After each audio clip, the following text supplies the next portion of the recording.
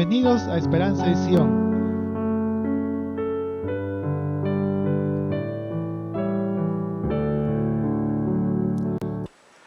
Apreciados hermanos, muy buenas tardes. Es un gran placer poder dirigirme a ustedes y presentarles la lección de esta semana. En los primeros capítulos del libro de Helaman se presenta un marcado contraste entre los frutos del bien y del mal en la sociedad y en las personas. En la actualidad sucede lo mismo con nuestra sociedad. Uno de los grandes males que atravesaron el pueblo nefita podría atribuirse al fruto de la contención. Por medio de ese fruto de la contención, muchos de los miembros, de los habitantes del pueblo nefita, no guardaron con valentía los mandamientos de Dios, no fueron fieles a los principios de rectitud durante épocas difíciles. Sucedió que Pagorán había muerto, quien había sido el juez superior, el gobernador del pueblo nefita, y lo sucedió Pagorán hijo para ser el juez superior. Pero este es asesinado por Quiscumen. Pero eran tres los hijos de Pagorán que se disputaban el asiento judicial, por eso hubo la contención entre los habitantes del pueblo de Nefi. Entonces, como dije, uno de los grandes males que trajo como consecuencia la caída de este pueblo fue la contención. Ahora, podemos comparar la contención que llega como un resultado de la iniquidad con la gran paz y dicha que se obtiene por vivir con rectitud. Observar este contraste nos motiva a trazar un camino que se basa en principios que deparan felicidad y nos motiva también a evitar la aflicción que resulta de la desobediencia. Vamos a leer el versículo 18 del primer libro de Helaman, el capítulo 1, y dice que sucedió que por razón de tanta contención y tanta dificultad en el gobierno, no habían conservado guardias suficientes en la tierra de Sanaémula, porque no habían supuesto que los lamanitas se atreverían a invadir el centro de sus tierras para atacar la gran ciudad de Sanaémula. Bien, hermanos, algunas personas en nuestros tiempos consideran que la contención es un pecado inofensivo, pero déjenme decirles que donde existe contención, sea de quien sea la culpa, el Espíritu de Dios se retira.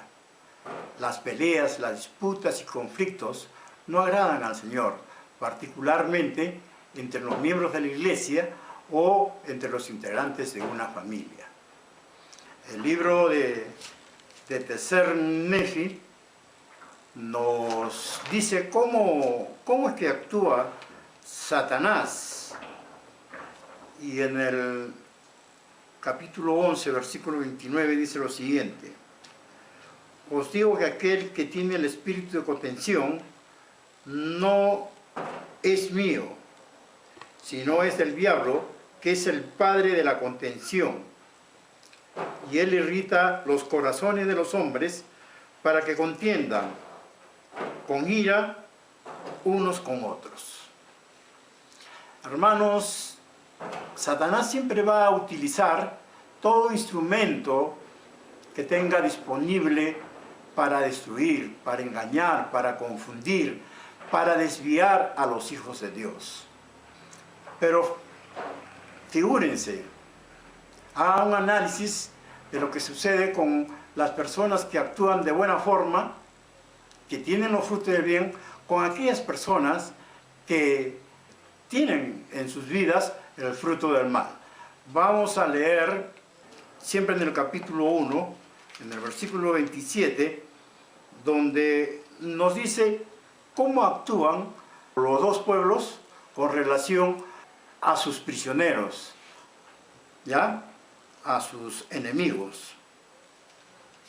Dice lo siguiente: Los lamanitas habían ingresado por el centro de la tierra y se habían apoderado de la capital, que era de la ciudad de Zarahemla, y marchaban por las partes principales de la tierra, matando al pueblo con gran mortandad, tantos hombres como mujeres y niños, apoderándose de muchas ciudades y de muchas plazas fuertes. La pregunta sería, ¿qué diferencia observan ustedes en estos versículos sobre el trato de los dos ejércitos que proporcionaban a sus enemigos? ¿A qué se debe esa diferencia? Déjenme decirles, mis apreciados hermanos, que la deshonestidad, el conflicto, la contención y otras maldades de este mundo no están aquí por casualidad, sino que evidencia la incansable campaña de Satanás y sus seguidores. En este caso, el ejército lamanita causó gran mortandad entre los nefititas, asesinando incluso a las mujeres y niños. ¿Y cuál fue el motivo? Ellos fueron motivados por el odio y por el rencor hacia sus semejantes. Sin embargo, el ejército nefita se comportó de manera diferente a los lamanitas. Hicieron que los prisioneros lamanitas abandonaran en paz la ciudad. Y esto corroborado por las escrituras, que dice: y ocurrió que Moroníac se apoderó nuevamente de la ciudad de Zarahemla e hizo que los prisioneros lamanitas abandonaran el país en paz. En contraste con las consecuencias destructivas de la contención, podemos esperar que exista armonía entre aquellos que poseen la compañía del Señor. Este imparte a nuestro corazón, es decir, el Espíritu Santo, el testimonio de la verdad, el cual unifica a quienes comparten tal testimonio. El Espíritu de Dios conduce a la paz personal y a un sentimiento de unidad con los demás. Una familia unida, una nación unida, depende de la unificación de las almas.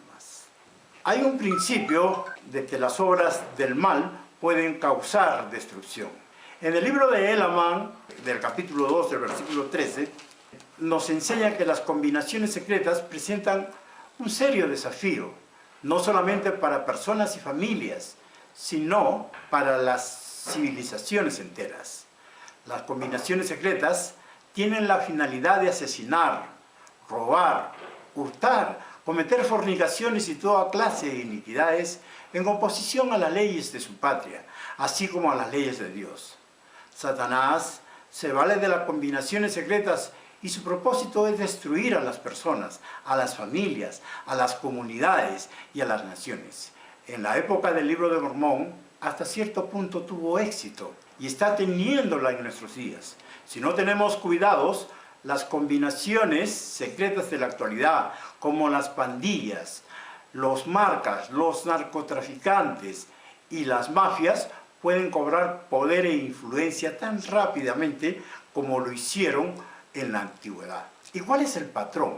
Las combinaciones secretas empezaban entre las personas más perversas de la sociedad, pero terminaban seduciendo a la mayor parte de los justos, hasta contaminar a la sociedad entera. Esto vamos a corroborarlo con las escrituras. En el capítulo 6 de Elamán, versículo 38 dice lo siguiente: y aconteció, por otra parte, que los nefitas los reforzaron y los apoyaron, empezando por los más perversos de entre ellos, hasta que se hubieran extendido por toda la tierra de los nefitas, y hubieran seducido a la mayor parte de los justos, hasta que hubieran llegado a crecer en sus obras, y participar de su motín, y unirse a ellos en sus secretos asesinatos y combinaciones. Por esta razón, mis apreciados hermanos, es importante que nosotros en conjunto con los poseedores del sacerdocio tomemos la determinación de defender la verdad y la rectitud, haciendo lo que esté a nuestro alcance por mantener a nuestras comunidades a salvo. Hubo un tiempo donde la comunidad nefita llegó a progresar. Hablamos de la prosperidad personal y también de la iglesia. Y las Escrituras nos hacen saber que cuando las personas están en armonía con la voluntad del Señor, todos los factores que producen las bendiciones que el Señor hace descender sobre sus hijos parecen ocupar el lugar que les corresponde. Vamos a dar lectura de lo que estamos hablando. Y dice que aconteció que a fines del año 48 del gobierno de los jueces sobre el pueblo de Nefi empezaron a cesar en grado pequeño las guerras y contiendas entre el pueblo de los nefitas. Y sucedió que en el año 49 del gobierno de los jueces se estableció una paz continua en la tierra, todo menos las combinaciones secretas de Gadiantón, el ladrón. Y ocurrió que en ese mismo año hubo una prosperidad sumamente grande en la iglesia, de tal modo que miles de ellos se unieron a la iglesia y fueron bautizados para arrepentimiento. Y aconteció que la obra del Señor prosperó a tal grado que se bautizaron muchas almas y ingresaron a la iglesia de Dios, sí, hasta decenas de miles. Cuando la prosperidad personal y de la iglesia, como dije, están en armonía con la voluntad del Señor, ¿qué va a suceder? Va a reinar el amor, va a reinar la paz, la tranquilidad, la industria y el progreso que caracterizan la vida de las personas. Hermanos, tenemos la promesa del Señor de que Él bendecirá y hará prosperar a los de su pueblo si guardan los mandamientos y recuerdan buscarlo a Él como la fuente de sus bendiciones. Seguidamente, mis apreciados hermanos, el libro de Mormón describe un ciclo de orgullo que afecta a los nefitas. ¿Cómo es esto? Cuando las personas comienzan a prosperar, reina la rectitud. Luego de ello, el orgullo recae sobre la persona y comienza a cometer iniquidades. Esto repercute en su vida diaria hasta padecer el padecimiento e incluso la destrucción, como en el caso de los nefitas. Pero luego de ello, el pueblo se humilla, se arrepiente y nuevamente logra la rectitud y la prosperidad. Y en el año 51 del gobierno de los jueces también hubo paz, con excepción del orgullo que empezó a insinuarse en la iglesia, no dentro de la iglesia de Dios, sino en el corazón de aquellos que profesaban pertenecer a ella. Y se ensalzaron en el orgullo al grado de perseguir a muchos de sus hermanos. Y esta fue una iniquidad muy grande que hizo que la parte más humilde del pueblo sufriera grandes persecuciones y pasara muchas aflicciones. Y sucedió que en el año 52 también concluyó en paz, salvo el desmedidamente grande orgullo que había entrado en el corazón del pueblo, y fue por motivo de sus grandes riquezas y su prosperidad en la tierra, y aumentaba en ellos día tras día. Las Escrituras nos indican que el libro de Mormón es la historia de un pueblo caído. ¿Y por qué cayó dicho pueblo? Ese es uno de los mensajes principales del libro de Mormón. Recibimos la respuesta por medio de Mormón con estas palabras, que dice lo siguiente: He aquí, el orgullo de esta nación, o sea, el pueblo de los nefitas, ha sido la causa de su destrucción, a menos que se arrepientan. Y luego, no sea que perdamos este mensaje que nos legó ese pueblo caído, el Señor nos advierte con las Escrituras también.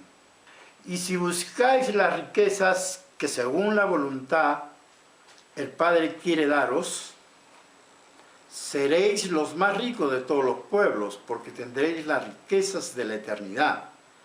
Y es menester que las riquezas de la tierra sean mías para dar. Mas cuidaos del orgullo, no sea que lleguéis a ser como los nefitas de la antigüedad. El obtener dinero, obtener riquezas no es malo.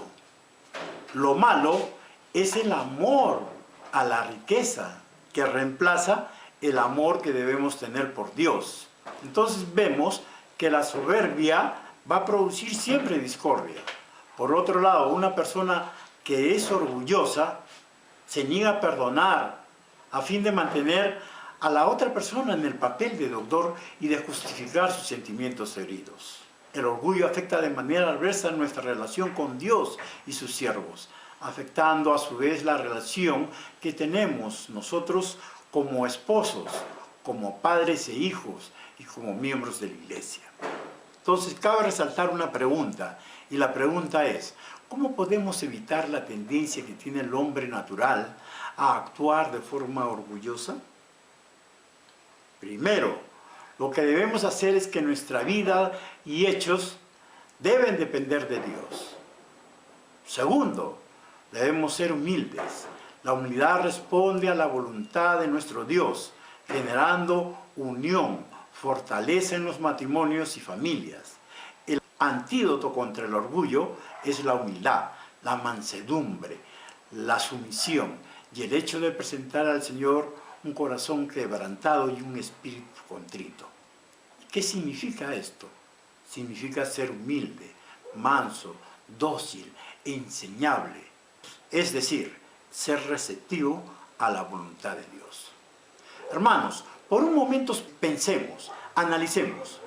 Piensen en el arrepentimiento que podría producir con un cambio de vida, con matrimonios unidos y salvos, con hogares fortalecidos, si el orgullo no nos impidiera confesar nuestros pecados y abandonarlos. Piensen en los muchos miembros de la iglesia que son menos activos porque han sido ofendidos de alguna manera y su orgullo no les permite perdonar ni saciarse plenamente en la mesa del Señor. Piensen en las decenas de miles de jóvenes y de matrimonios adicionales que podrían estar sirviendo en misiones si no fuera por el orgullo que les impide entregar su corazón a Dios. Piensen en cuánto aumentaría la hora del templo e historia familiar si dedicamos tiempo a este servicio divino, que es más importante que los intereses vanos que compiten con nuestra atención como hijos de Dios. El presidente Nelson constantemente nos exhorta a que nosotros trabajemos en la obra del templo de historia familiar, en este caso la indexación. Ahora yo quisiera preguntaros, mis apreciados hermanos, si la obra misional es más importante que la obra del templo de historia familiar. No es más importante. En un principio el profeta José Smith dijo: la obra más importante que ha recaído sobre los miembros de la iglesia es la obra misional, el pregón del evangelio a las personas que no conocen de las verdades del evangelio.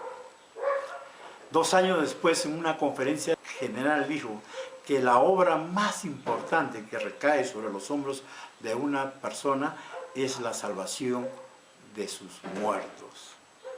Así que, mis apreciados hermanos, si el profeta nos indica que debemos, en estos tiempos de pandemia, indexar, enviar nombres al templo, eso es lo que debemos hacer. No pongamos nuestros intereses en competencia con la atención que tenemos como hijos de Dios. En el libro de Helaman, en el capítulo 4, desde los versículos de 18 al 26, el Señor nos exhorta acerca de lo que debemos hacer como el pueblo de Dios.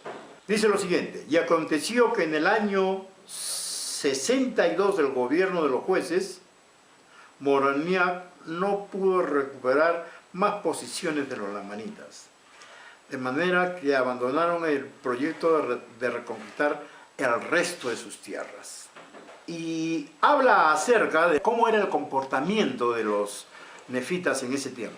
Dice lo siguiente: habían adulterado y hollado con los pies las leyes de Mosiac, o sea, aquello que el Señor le mandó que diera al pueblo, y vieron que se habían corrompido sus leyes y que ellos se habían vuelto un pueblo inicuo, a tal grado que eran inicuos a semejanza de los lamanitas. Y por motivo de su iniquidad, la iglesia había empezado a decaer y comenzaron a dejar de creer en el espíritu de profecía y en el espíritu de revelación y los juicios de Dios que se cernían sobre ellos. Y vieron que se habían vuelto débiles como sus hermanos los lamanitas, y que el Espíritu del Señor no los preservaba más. Por lo tanto, el Señor cesó de preservarlos por su milagroso e incomparable poder. Apreciados hermanos, no podemos caer en la trampa de que podemos pecar un poco y que el hacerlo no tendrá mayor trascendencia. No es así. Recuerden que el Señor no puede considerar el pecado con el más mínimo grado de tolerancia. El pecado, por más mínimo que sea, es pecado. Y este debilita a las personas espiritualmente. El escoger el pecado, aun cuando tenga uno la intención de arrepentirse, es sencillamente volver la espalda a Dios y violar los convenios. En una oportunidad, un intérprete de la ley le preguntó a Jesucristo, cuando él estuvo aquí en la tierra predicando: Maestro, ¿cuál es el gran mandamiento de la ley? Y Jesús le respondió: amarás al Señor tu Dios con todo tu corazón, con toda tu alma y con toda tu mente. Y el segundo es semejante: amarás a tu prójimo como a ti mismo. De esto depende toda la ley y los profetas. Ahí vemos cuán importante es amar a Dios y a nuestros semejantes. Pero ¿cómo demostramos amor a Dios? ¿De qué forma lo hacemos? El Señor bien claramente ha dicho: y el que tiene mis mandamientos y los guarda, ese es el que me ama, y será amado también por mi Padre. Apreciados hermanos, el Señor nos ha dado mandamientos, primero para protegernos y luego para bendecirnos, de acuerdo a nuestra obediencia. Por los convenios que hemos hecho con Dios, el Señor no va a permitir que nosotros fracasemos en el intento de regresar nuevamente a la presencia de nuestro Padre Celestial. Nos ha dado mandamientos, primero para protegernos y luego bendecirnos. Por los convenios que hemos hecho con nuestro Padre Celestial, Él siempre va a estar al tanto de nosotros. Lo único que Él desea es de que nosotros seamos obedientes. Hemos venido aquí a la tierra no para destruir a las personas, no para destruir a nuestros hermanos, sino para demostrarle al Señor de qué material estamos hechos, para demostrar nuestra obediencia, para demostrar que somos dignos de poder regresar a la presencia de nuestro Padre Celestial. La venida de nuestro Señor Jesucristo está cerca. Y la intención y el destino de cada uno de nosotros a través de esta venida es levantarnos en el milenio y seguir trabajando en su obra, porque es uno de los motivos por los cuales estamos aquí en la tierra, servirlo. Y yo sé que esto es verdad. En el nombre de Jesucristo, amén.